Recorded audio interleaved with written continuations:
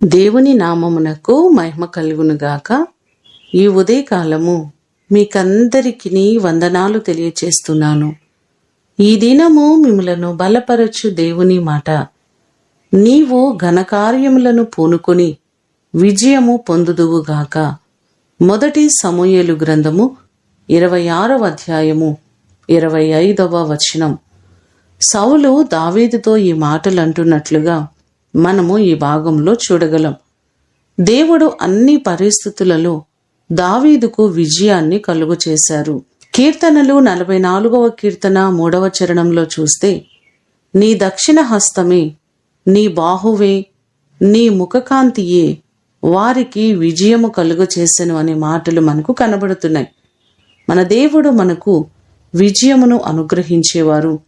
మనం చేస్తున్న ప్రతి పనిని ఆశీర్వాదకరంగా చేసేవారు.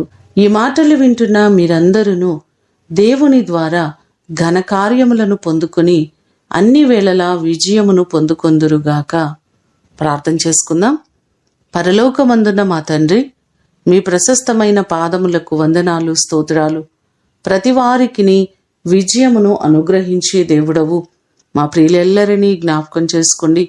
వారు ప్రారంభిస్తున్న ప్రతి పనిని ఆశీర్వాదకరంగా, దీవెనకరంగా, ఘనముగా మీరు జరిగించండి ప్రభువా.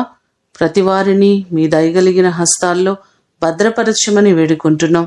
ప్రతివారు చేస్తున్న పనిపాటల్లో తోడుగా ఉండండి. వారి ప్రతి ప్రయత్నంలో సఫలతను మీరు కలుగు చేయండి ప్రభువా. ఈ దినము కొరకు వందనాలు, కృతజ్ఞతలు మీకు తెలియచేస్తూ యేసు అతి ఘనమైన నామమున అడిగి వేడుకొని పొందియున్నాము తండ్రి. ఆమేన్. దేవుడు మిమ్ములను దీవించునుగాక.